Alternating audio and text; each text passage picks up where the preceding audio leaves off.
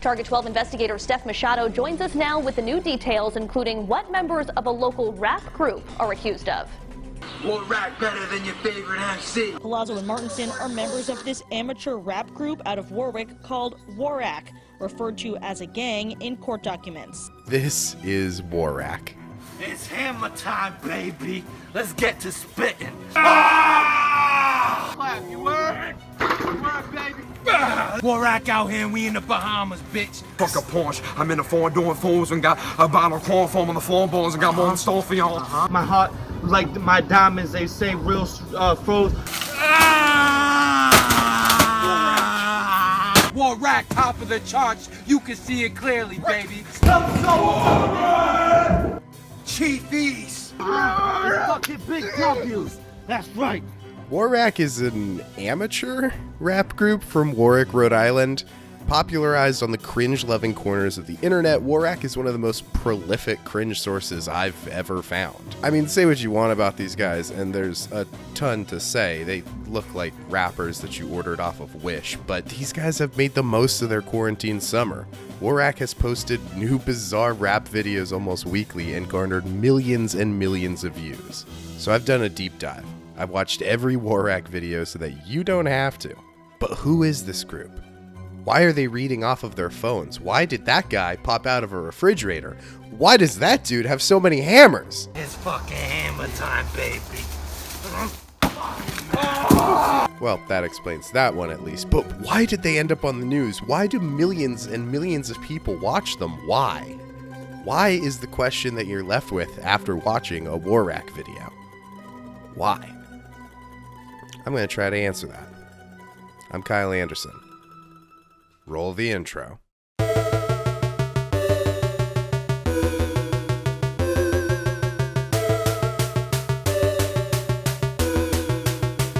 Back in July, Facebook's algorithm was positive I wanted to watch this video. Waraq in this motherfucker. You know how we get down, baby. Yo. Make your heart stop when I'm in the drop top. Hopscotch when I got drops. I never ran from shit but cops. I grabbed some play pagans and segregate them, no separate section to the serpents beheaded. Yeah, like these cigarettes, you could get smoked. Yeah, when I get to punching, I look like the Hulk. Whatever the reason, Facebook wanted to make sure that I came in contact with the group Waraq.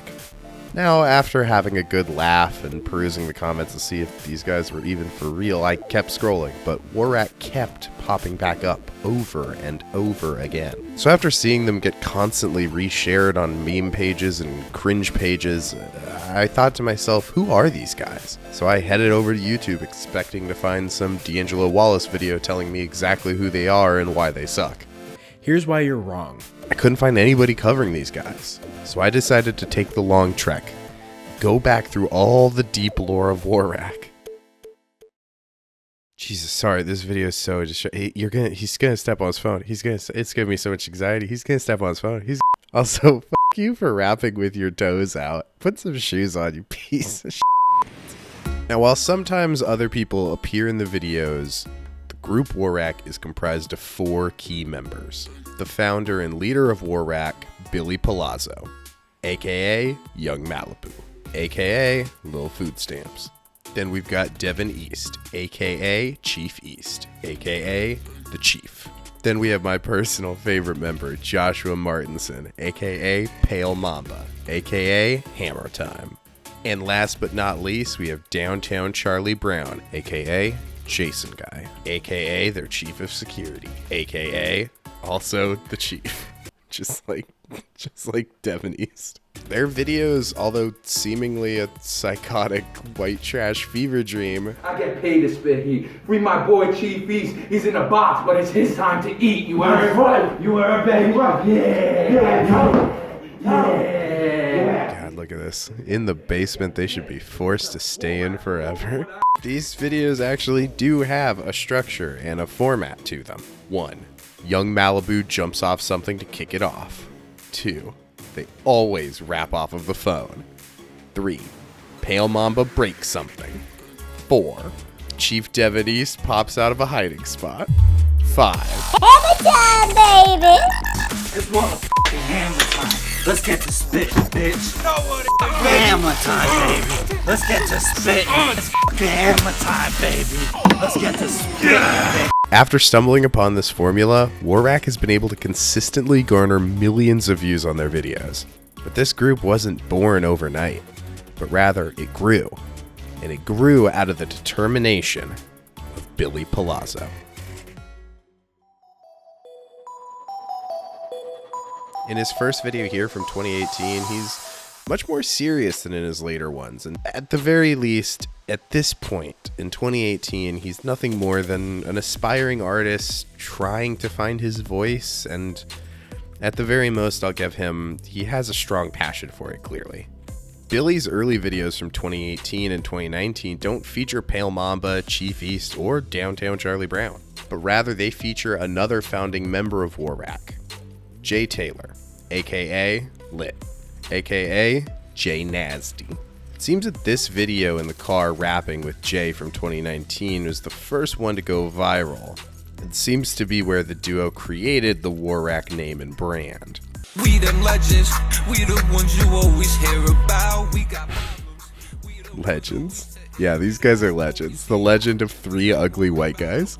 As Jay and Billy's car raps were getting shared around the cringe pages of the internet, it seems as though a split was forming between the two. As it seems from these texts that Billy posted, due to creative differences and budding egos, Jay was kicked out of Waraq. Now, Waraq is named after the town of Warwick, Rhode Island, and Iraq.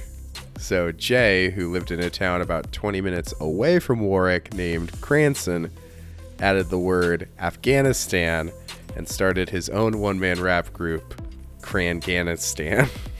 It's Cranganistan, this motherfucker, and war's initiated. I mean, points to Jay for creativity. He's still... You stupid fucking slam pig, you fucking whore. Yeah, I mean, he's not great, but, you know, points to Jay for creativity.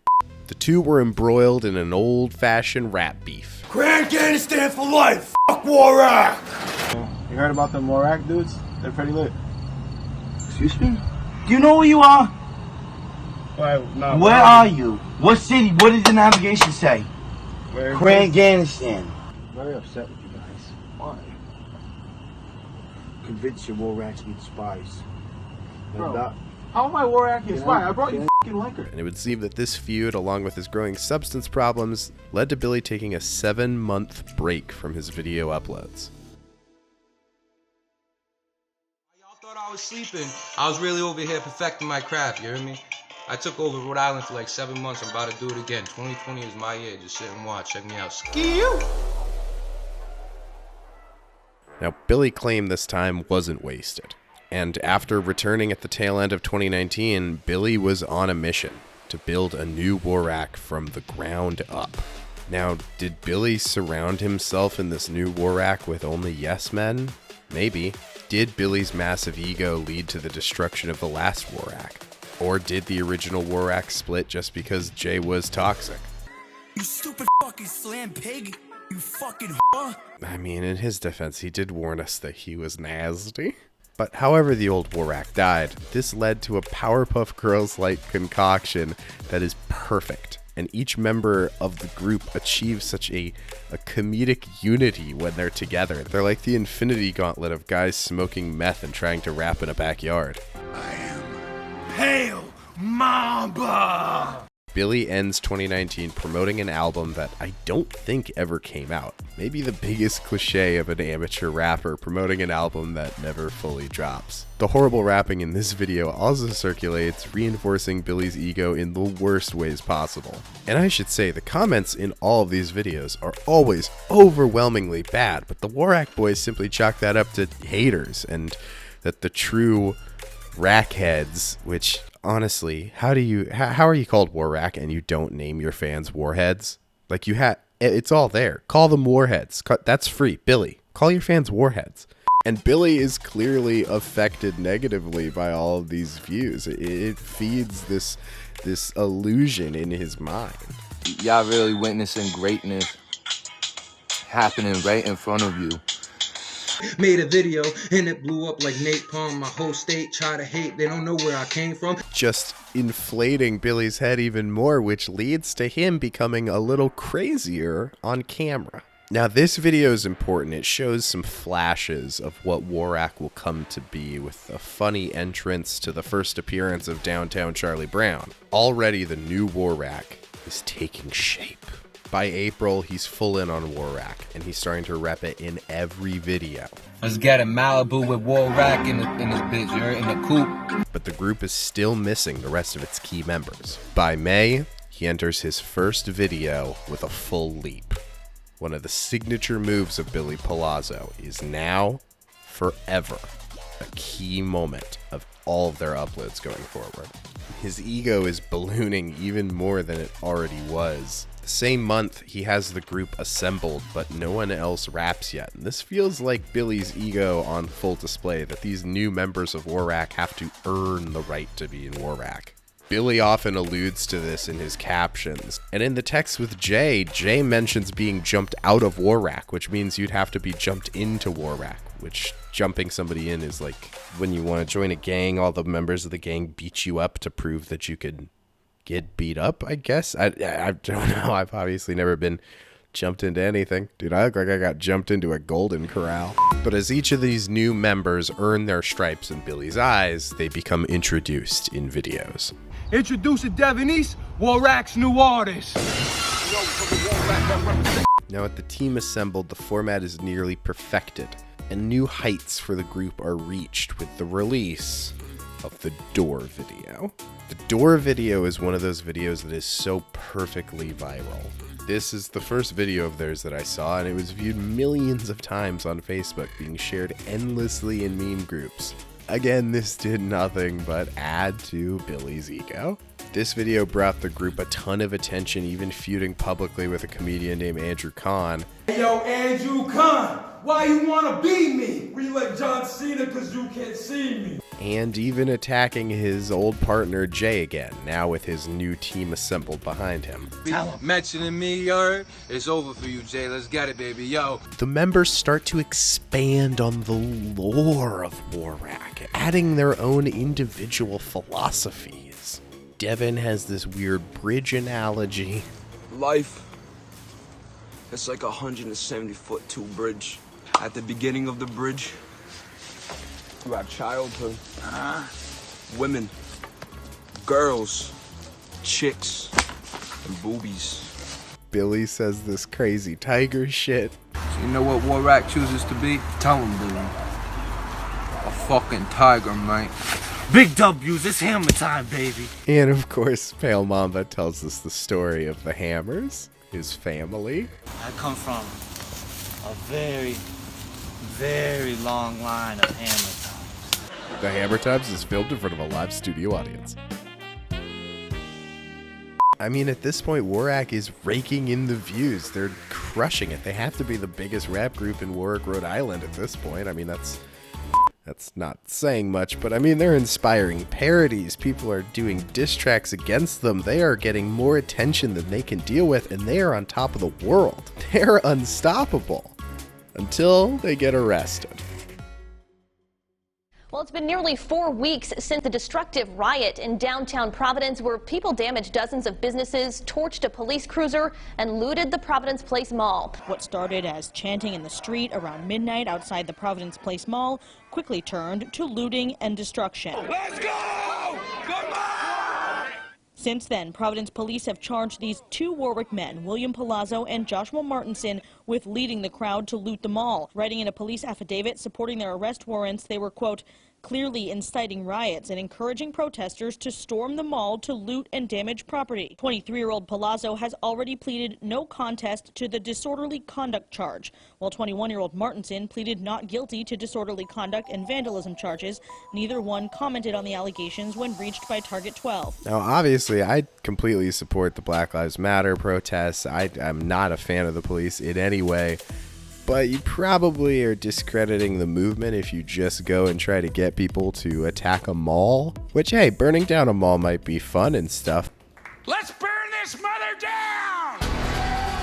but like I feel like they're kind of trying to make a point politically, the Black Lives Matter movement, that you might just kind of be trying to destroy that for the clout, bro. In this video, you can see the Waraq boys clearly trying to incite a riot in the streets, and I legitimately am kind of glad that they got arrested, because there are a lot of people that are just protesting there and not trying to start anything. But the news of this arrest is, of course, worn like a badge of pride by Billy. Hey, yo, mama, I always told you your boy was gonna make it on the news. Fact. Yo! I like this one because Chief East comes out looking like a homeless sniper. Now, at this point, we're almost caught up to present day, but the gang has started to tour, and it appears that Billy has a son, maybe a couple of kids, so in a weird way, even though he's an egomaniac, I still kind of hope he has some kind of success, or at least makes a couple shekels off the Cringe views.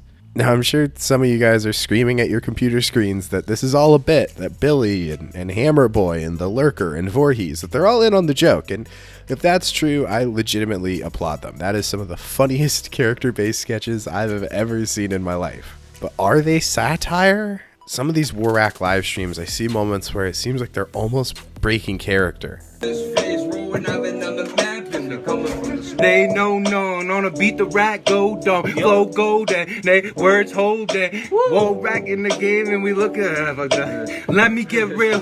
Billy addresses that some people think he's a joke and laments that they're not. They think Waraq a joke, like we want fans out of comedy. That shit bothered me. I remember being up late night committing robberies. However, they have a GoFundMe to raise $100,000 so that Billy can get a tattoo of a W on his face. That would be my dream, just to get a W tatted right on my eye. And honestly, the GoFundMe has some stuff on it that's so over the top, I almost was like, yeah, these guys are clearly a joke. They made this video after hitting their $300 mark on their way to $100,000. They've made $500, by the way. But Billy is so earnest in this video that it kind of convinces me that this is just their dream. Just dedicating my whole life to music, that would be my dream. But even if we don't, I will show my appreciation. 3K, I'll get a tap out session and I'll still go hard with my music. It's 300, go to my music. This is our dream. This is all of our dreams. This is Waraq's dreams. We would like to say we love you. Thank you.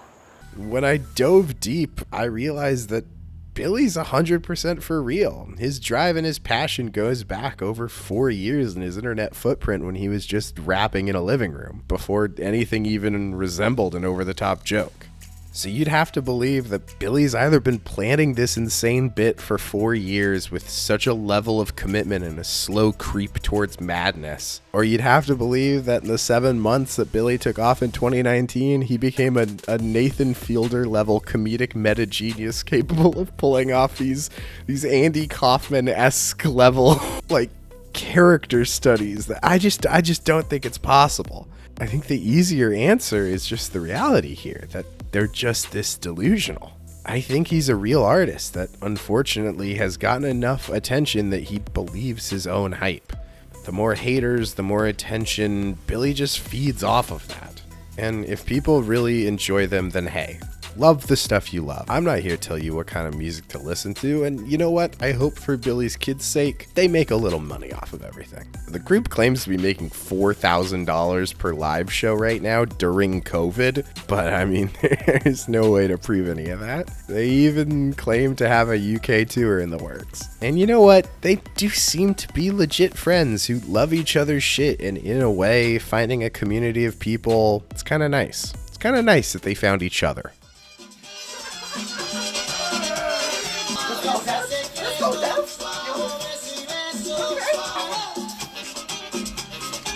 How does he do that?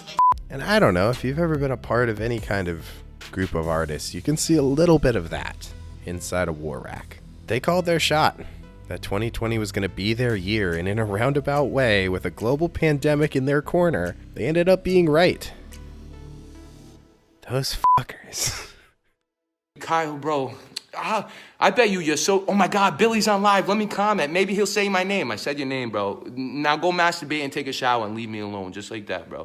Fucking weirdos. I don't get it. You don't like my shit, but you're gonna constantly watch it and make me famous. Stop liking my shit. Stop sharing my shit. Stop commenting. Stay in your lane, bro. Suck my just like that. Hold up. I'm cool with Kyle. Kyle, I fuck with you. I fuck with you, bro. So whatever my man's talking, that's whatever he's talking. I'm my own man. I fuck with you, Kyle. Guys, thanks for checking out my video. I really appreciate it. Please like and subscribe. And if you like weird internet stories, check out my podcast, Extremely Internet, that I do about weird internet stories and internet culture. I also have a podcast called Development Hell about movies that were really fucking hard to make, so check them out. You'll probably like one of them. Thanks for watching, guys.